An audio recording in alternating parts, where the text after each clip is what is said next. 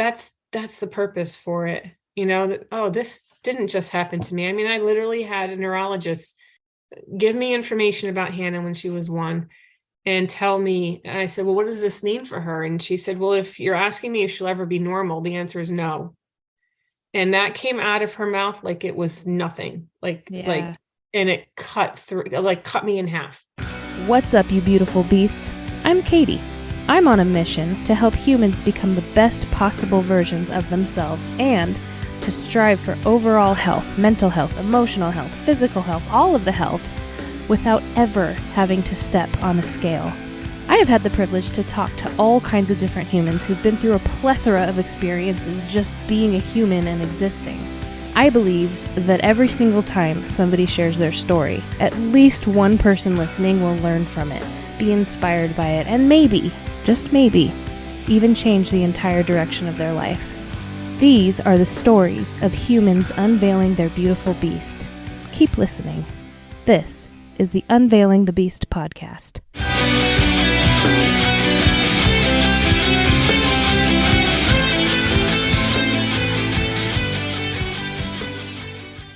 What up, you beautiful beasts? Welcome back to the show. Today, I'm hanging out with my new friend and fellow neurotransformational coach, Beth Iaciofano. Beth is the mother of a daughter who has special needs and is nonverbal. In this episode, she talks about changing her mindset from, oh my God, how am I going to do this, to everything is a celebration. We also had a brief conversation about modern communication, or I should say lack thereof, and it ends with a helpful tips and tricks segment on how to start a podcast, or at least how I started this one. As always, I hope something lands with you today. I hope something you hear tugs on your heartstrings, and or I hope you laugh.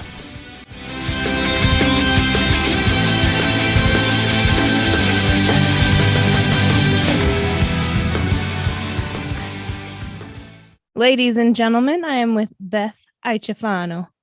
Did I say it right? Oh, I like you got a little twist to it. Iaciofano. Yeah. I'm actually Sicilian. My maiden name is Parovecchio. Oh, all right. There you go. Yeah, you got it then. You got the Italian. So Beth and I met through one of our life coaching classes. And if you could just tell my listener a little bit about who you are. I am, a bunch of things. Nice. I am. I'm a bunch of things. I'm a mom of 2 stepchildren and 1 daughter of my own, 23-year-old Hannah. I was a lab tech for years. Educationally, I have my degree in biology, master's in special ed. So I was a lab tech for a while. I was a teacher for 17 years. And recently just gave my notice on that. So this was my last school year doing that. And now I am going into coaching, transformational coaching, and also educational consulting. That's awesome. I was going to ask, how does it feel to say I was a teacher for 17 years? Well, I'm still a teacher. I'm just not teaching middle school kids anymore. So it feels wonderful. That was a path that came upon me. It's interesting how we find things that throughout our lives that we've been doing, but didn't realize we were doing it. Like every job that I had, I was in a position where I was always training people. Yeah. So I was the person training the new people coming in. So, and I remember my first job in college, I worked at a nursing home in the kitchen, and I was training new staff members. And my boss called me into her office and she said, you know what, you should be a teacher. And at that point I was in college and I was going to get my degree in biology because I wanted to be a lab tech. And I said, oh God, no, I can't imagine teaching. There's no way I would be a teacher. Because she said, you have a really good way about you and you make sense when you are training somebody. I said, oh, that's great. Thank you so much. But no. So fast forward to however many years later, I had my daughter who has special needs and I couldn't do the job I was doing before. So I decided to become a teacher really out of necessity more than a calling. Because I needed to have a full-time job. I was a single mom at that time. I needed to have a full-time job and I needed to have the same vacation as her and the whole 9 yards that, I'm sure a lot of parents understand. Yeah. So it became a calling. because I really loved it, but I didn't go into it because I was like, oh, I need to be this. This is what I want to be. Now that's where I am. Now I'm doing something I really want to do, which is I'm going to be working with teachers, helping teachers teach kids basically, and the transformational coaching, which I'm really excited about.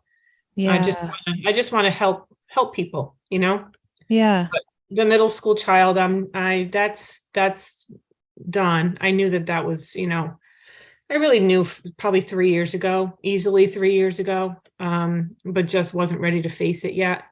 So this year I took the step forward and made the leap in January, giving my notice. So That's really cool. And I love that you say you're still a teacher, because I've experienced it in our peer coaching. Like I get, I don't want to say the teacher sense, like I'm at school and you're a teacher, but like I learned so much from you.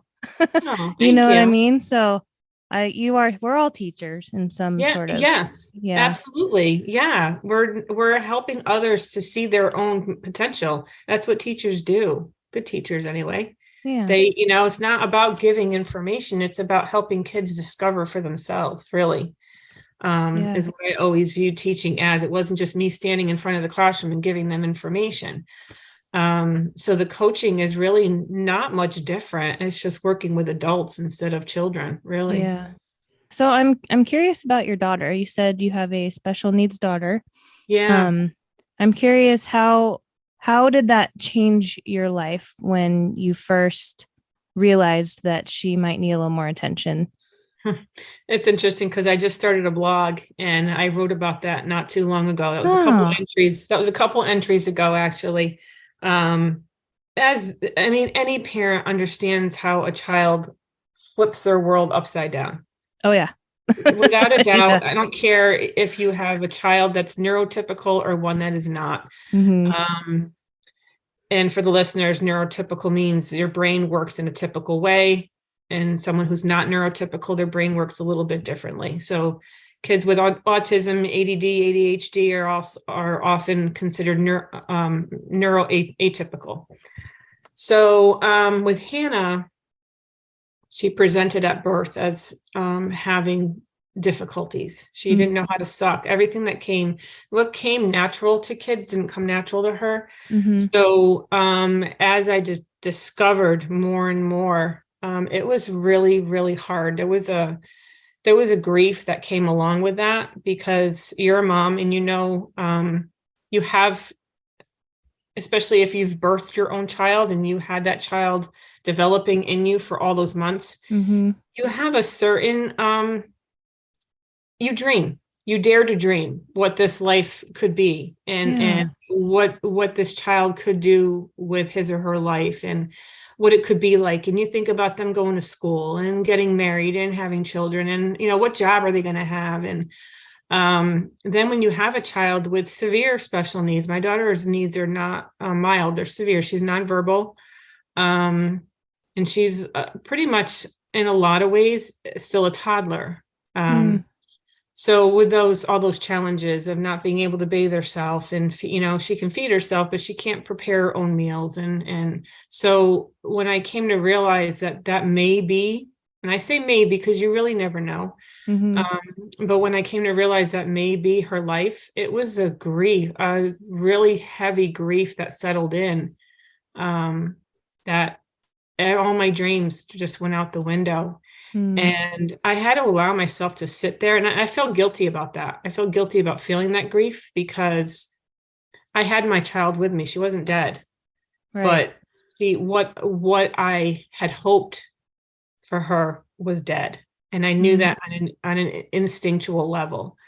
So I allowed myself to feel it, and I got myself out of it. And okay, well, she's meant to be this way, and I have that belief in my core that she was sent here this way, and she has things she needs to learn, and I had to adjust and just understand that I had to understand to not have any expectations. Right. So a lot of times we have expectations for our kids and they don't meet them, and then we feel disappointed. I got to the point where I didn't have any expectations because I didn't know what she was going to be able to do. So Right. every little thing she did was a celebration. It's like, oh, she's able to pick up a Cheerio now with her forefinger and thumb. That was a celebration. Whereas a lot of parents wouldn't even notice that. Or they might notice it, but they wouldn't realize how difficult it was. How many things Yeah. have to come together in your brain for you to be able to do what you do every day. It's amazing. The human body and the brain is just astounding how everything works together to help us do what we do. And it was wonderful because when I was teaching middle school, we had a nervous system section. And the very first activity, I'd have the kids read directions on the board and then do it. And it was trace a penny 10 times and number them 1 to 10.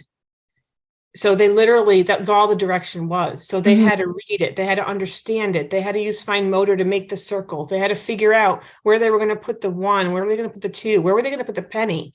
So going through that activity with them and having them realize how much goes into that, they were like, whoa. And you do it just naturally. Okay, you take a penny, you trace it 10 times, you put numbers 1 through 10. But for my daughter, that would be impossible. She wouldn't be able to do that. So it was a good learning experience for them, these 13-year-olds, to understand how amazing they are and That's how really the human cool. body works, Yeah. So I just had to let go of all of it and have no expectations, really. And just raise her as normal as I could, expect as much as I could from her. Yeah, you're going to follow directions. And if I tell you no, it means no, that kind of thing. But I don't know. I never knew where she was going to end up. Yeah. I love that you talk about celebrations in the little things, because in a way that kind of turns what some would view as a tragic situation, having a special needs child, into everything's a celebration now. So I love that you put it that way. It helped me get through the hard times because there were a lot, and a marriage dissolving at the same time as me going through all this with Hannah didn't help. But that's typical. Divorce rate is high already. I think I found a statistic, something like 87% of marriages of children with special needs fail. That's a high statistic. Yeah. And I was in that part of that stat. So it was hard, but I think finding the little joys really helped me a lot, because I had to find something, because it was just really hard. Really, really hard going through that. I look back on it, I'm like, holy crud. Really, I took some days it was 1 minute at a time. And it wasn't even an hour at a time. It was 1 minute when she was screaming or tantruming or doing whatever. And parenting is hard. Yeah. It's hard. Parenting it's already hard. Child is hard. Yeah. And when you said it, really, Katie, I think some people will say to me, oh, I don't know how you did it. Well, you know what? Parenting is hard. I just have different struggles than other parents do. Right. You know what I mean? Parenting a child who can speak is tough.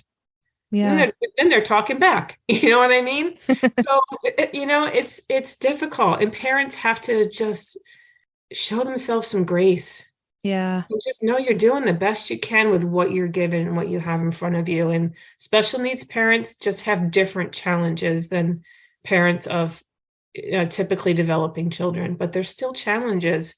And we still need a tribe to help us raise them, Yeah.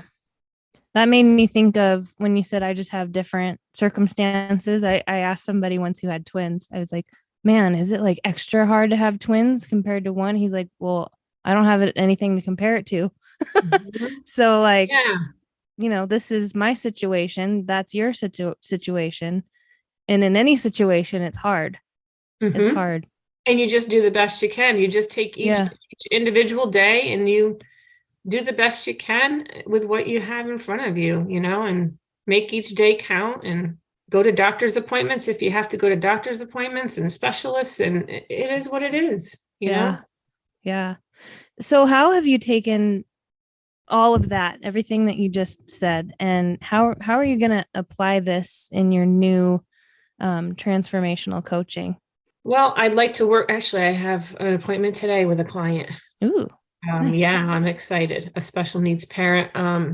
I'd like to work with special needs parents. Not exclusively, but I got myself on a couple of Facebook pages of special needs parents just to see what's out there because I haven't been in touch with the community really in quite a long time. So I just wanted to get an idea of what people were struggling with, what questions were being asked, what issues were being brought up, and it's been eye-opening. It's challenging this time, and so I'd like to work with special needs parents. Just that's part of the reason why I did the blog, not only for my own healing, but to help them not feel alone.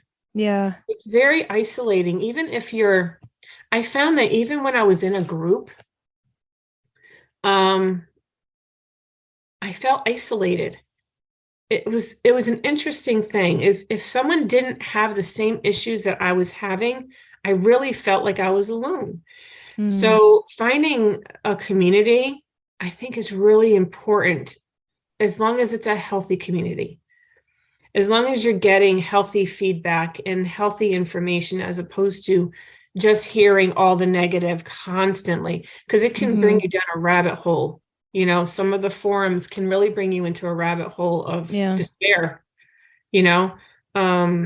So I found for myself, it was important to connect with other people who are like-minded, and also people that did not have children with special needs, because although they were not as accepting, it was important that I expose them to what the other side looked like, and that Hannah was around typical peers. I wanted her to be around that as well, not just kids with special needs, because I think kids learn a lot from each other. And if she was only around children like her, she wouldn't learn as much as if she was around kids that were more typical, Yeah. So that's what I really hope to do, is to reach those parents that really need the help. And there's a lot of them. Yeah. Definitely a lot of them. That's one of the beautiful things I love about coaching, is that we don't have to go find people. We just tell people what we've been through and how we got through it. And that's how we get our people that we're going to help, is like they're here and this is where I was a year ago, and I'm here now, so I can walk you through the steps. You know what I'm trying to say. We're like magnets. Yeah. Yeah. We're going to attract, and I firmly believe we're going to attract the people we're supposed to attract. So with this blog, I just decided, and I'm not a pro by any stretch of the imagination, that's for sure. I have so much to learn with all this technology. Oh my God. But I'm learning it slowly but surely. And with some guide, I'm going to have a couple people help me out. But I decided to be honest with the blog and not sugarcoat it. And this is my story and how I felt and how I handled it. And I'm sure to express that this is just what happened with me. But if I can just get one person to say, oh, she understands, that's the purpose for it. That, oh, this didn't just happen to me. I mean, I literally had a neurologist give me information about Hannah when she was 1 and tell me, and I said, well, what does this mean for her? And she said, well, if you're asking me if she'll ever be normal, the answer is no. And that came out of her mouth like it was nothing, and it cut me in half. I was taken out at the knees, literally, because just hearing that was completely deflating. Because I had some hope up to then, oh, she'll be okay, that was it. And it's not an abnormal thing to happen. Doctors don't know. These are specialists. I mean, it's a pediatric neurologist. You would think that they would have some kind of training on how to, deal with parents, but this one clearly did not, and it's not abnormal from what I'm hearing from other people.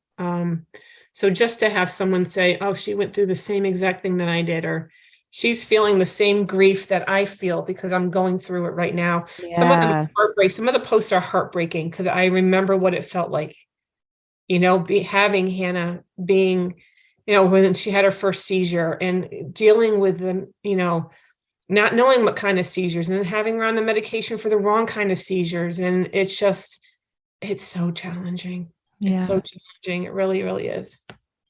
I think one person will hear this episode and be touched. That's the whole point of this podcast, is people sharing their stories. And then if one person gets something out of it, then mission accomplished, Exactly. So, Exactly. You just want one person to, and that's all it takes, And when I was teaching, if I could reach one student, yeah, you want to reach them all, but yeah. that's not realistic. But if I could see that light shine in one kid's eyes, that would I'd be floating on air. Oh, that one, he got it or she got it, There's Yeah. nothing like it. And there's nothing like helping people heal. Amen to that. That's it. It's helping people heal and not feel so alone in this world that it's interesting, Katie, because we're connected in so many ways, but not really connected in the ways that are really important, like having a conversation with someone instead of a text or a post or the artificial connection, having a Yeah. conversation with someone, hearing people talk about something, Mhm. that's important to hear the words instead of reading all the time, or the short speak that we do when we're texting or Instagram or whatever, we're Twitter or whatever anybody's on. Right. It's just almost too much, Yeah. Yeah. too That's much, but it's why. Oh, artificial. sorry. Go ahead. No, it's just too much, but it's artificial. It's not legitimate contact. That's why I wish every single episode I recorded could be in person, because I feel like the ones that I do in person there's more connection, you know? Mm. Like Mhm. even you and I'm looking at your face right now, but you're still on my screen. Yeah. Yeah. So, and so many times in my life, there's been times where I'm surrounded by people and I still feel so lonely. You know what I mean? Mm-hmm. So Yep.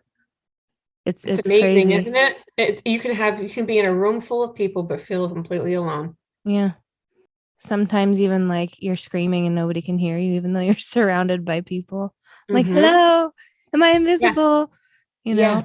Yeah. Oh, Because someone doesn't really they don't really get to know where you are. It could be someone mm, but they're not connecting with you on a soul level. yeah, So it's all artificial. Oh, look at the weather. Or, and you're like, no, I'm struggling right now. You know what I mean? I don't care that it's raining. yeah, But if that takes time. That takes time and that takes effort and it takes patience. And in this world of texting or a world of going on the internet and finding information at our fingertips, we don't learn patience anymore. No one has the patience to really sit with someone, look in their eyes and say, how are you doing? yeah, How's your day going? Tell me about your yeah, day. yeah, That's all it would really take. But we get caught up, and I do it too. We get caught up in our own crap, in our own world, and we don't connect with someone who's right next to us. You see people in a restaurant sitting at a table and they're on their cell phones. Talk to each other. yeah, Get off the cell phone. Have a conversation. My kids used to yeah, hate, now, thankfully that last year we had a no cell phone policy. But the previous year they were allowed to have them. And, sometimes I would allow them on it. And other times, no, get off it. Have a conversation, yeah. close the laptop, sit and talk with who's next to you instead of playing a game. No, you're not going Mm-hmm. to play chess right now. I don't care that it's an educational game. Close the laptop and sit and talk with your friend. I'm allowing you to talk. I'm saying it's okay to talk in class. So please have a conversation. Just trying to get kids to connect because, boy, Yeah. it's scary. It's scary what's coming up, what's coming down the pike, because these kids don't know how to be without their electronics. But even on that topic, I'm glad you say you're allowed to talk right now, because I've been in classes like back in high school and junior high where all the teacher wanted us to do was sit and read the textbook and outline it. And I'm like, but is that but And you're supposed to learn something that way. Yeah. yeah. And what's Yeah. interesting though is I hated outlining things, but in college, that's how I ended up taking notes, just outlining Yeah. the textbook. Yeah. There's a balance. So, Teaching, there's a balance. And you know that there's a balance with anything. There's mhm, skills that need to be learned. Outlining is an important skill. What happens is when it's used too much and it's used in lieu of other techniques of teaching. right. So, yeah, there's a place for outlining because clearly, and I'm writing a book, write an Yeah. outline. So these are important skills to have. It's when it's matched, it's got to be paired with other teaching techniques, group work and teacher direct instruction. Yeah. There's a whole bunch. There's so much that goes into teaching, and God bless. I always have a special place in my heart for teachers, which is why I want to work with them because it's not an easy job right now. Yeah. Yep. Yeah. So, on another topic, you were telling me that you are thinking about starting a podcast. I am. That's one of the things I'm still percolating on how best to get myself out there. Whether and what would that podcast look like? Would it be a special needs podcast? Would it be, Mm-hmm. I don't know. And I think there's a place for teachers as well, a teacher forum type of thing. So that's still percolating in my head. But I have no idea like what goes into, like, you have a microphone right now. I guess I'd have to get a microphone. You know what I mean? Like, Yeah. the tools that you need for it and how to even start it and get it out there is, again, I'm not technologically savvy. I'm good Mm-hmm. with the tools that I use, like from teaching, all the different applications and stuff like that. But even with the my blog, I have to get a website up and running eventually, for my business. So Mm-hmm. there's so much. You've been doing your podcast for what, a year? How long have you been doing I it? started in 2019, Oh, but so it's a long I time. did 27 episodes, and then I not purposefully, not intentionally took 3 years off when the Okay. world got crazy Yeah. and I started to not have time. um, I actually started though. First, I knew I was like, I want to do a podcast, and I know that I want to interview people, but I also know I don't want it to be like interview style. I want it to be more like a Yeah. conversation. Conversation. Yeah. Um, and then I did start worrying about like, oh, what do I need for this? What kind of equipment do I need? So Mm-hmm. what I did was I had my cell phone and a lapel mic, and I just started interviewing people before ever editing or posting anything. I just like got a collection of interviews with my cell phone and a lapel mic. Okay. So, but then I just kind of did the research and started finding one thing at a time. Like, back when I started, I found a free platform for posting podcasts. It was called Anchor. Mm-hmm. And then when I came back from my 3 years off, Spotify has purchased Anchor. So now it's called Spotify for podcasters or something like that, but it's still all the same format and it's still easy to use. And free. So yeah, it's free. Can people find you on Apple too?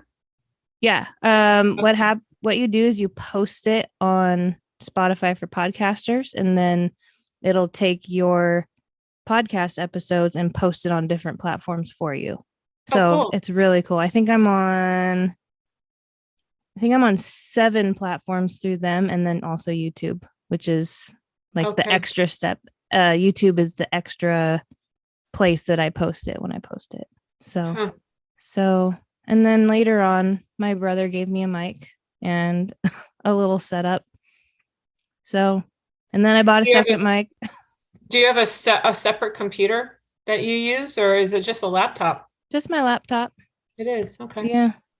I mean, eventually I'd love to have a whole room, like a studio with soundproof walls and Well, like all the I was just fancy gonna say your stuff. sound is really good. I can't hear anything other than you. Yeah, So wherever room you're in is good. it's my bedroom. Yeah. Oh, Yeah. I used to record all of my episodes like Zoom episodes in my closet. Really? because it's the most soundproof room in my house. Um, But I don't know if it's technology or recent updates to the software I use. I use Audacity, which is also free. Um, it has like really good sound canceling or like background noise canceling properties, so to speak. So yeah, how did you get your name out there, your podcast out there? it's Like still not out there. to let people know like who you are and to get people to listen. Right now I'm still just posting on like Facebook and Instagram because that's where most of my followers are. Okay. So every week I post, here's a sneak peek of tomorrow's episode. And Then then they can go and okay. yeah. So I'm actually still learning how to put it out there because I think I'm ready for it to be a little bigger than it is. Mm-hmm. In the beginning you just kind of do it for nobody. Yeah. Yeah. Yeah, if But that that's what makes makes it sense. cool though. That's what makes it good though. You know what I mean? That's what people will listen because Yeah. it's just you having a conversation with people and who doesn't want that? You Yeah. know, when there's no other reason just to have a conversation and, you know, spill some Yeah. tea about some important topics and whatever is important to you. And it's gonna resonate with people if it's a legit conversation, you know? Mm-hmm. And the beauty too is like if there is a day when I shouldn't say if, like when it does get a little bigger, um people can go back and listen to old conversations that I had. Exactly. Yeah. Yeah. So, yeah, even though my intro now for season 2 is a little bit different than season 1 cuz I've been able to fine tune it a little more if that makes sense. Yeah, it's cool. But the conversations are still amazing. Hmm. Some are about nothing, but others are about everything. And it's pretty much whatever the person you just kind of it's like freelance, right? Yeah. Wherever you have on, Yeah. it's not like a specific niche or anything like that. It's Yeah. anything at all. Yeah. I've Because had a lot of the some. podcasts are very directed. Like this one's Mhm. about this, and this is about this, and this is about this, you know? Yeah. And it also goes into phases too. Like right now I've been interviewing a lot of people from ECCP. So a lot Hmm. of my episodes have been about coaching, but the cool thing about that is we all coach different people. So it's really cool.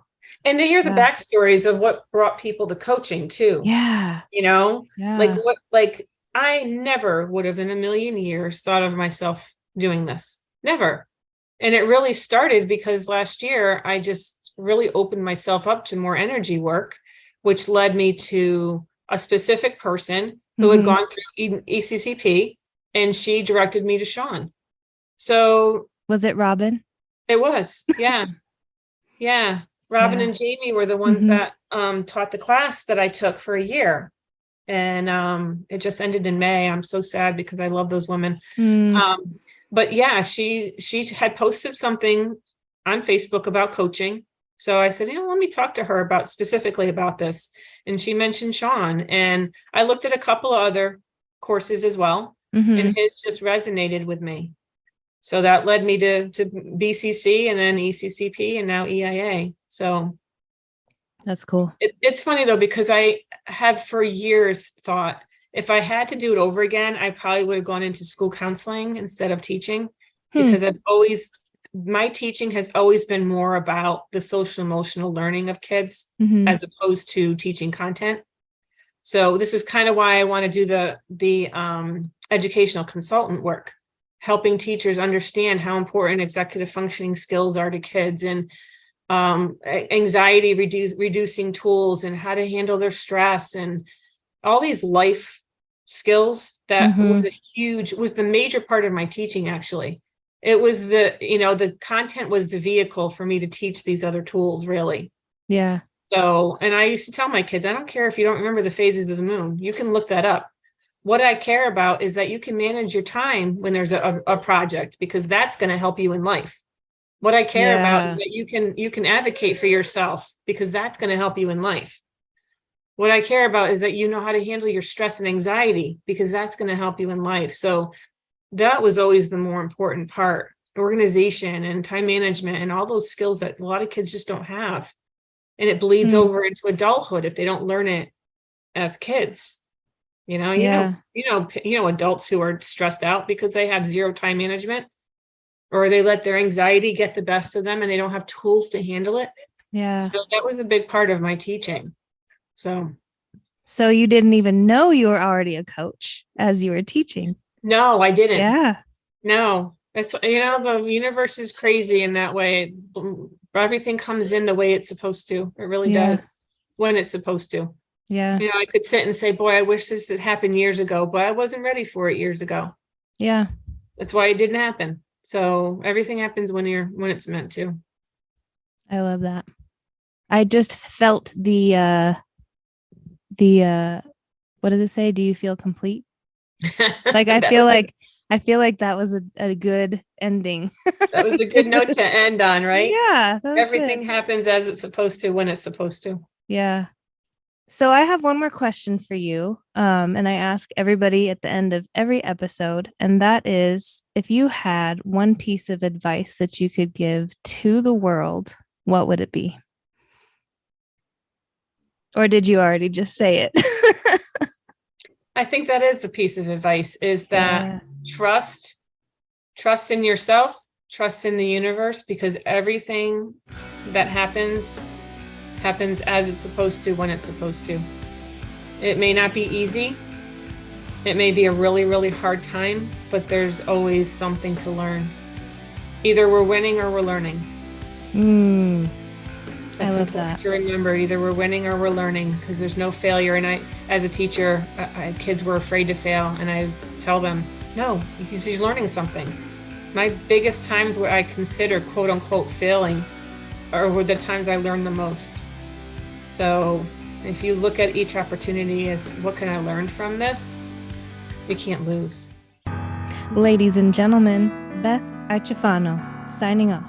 Until next time.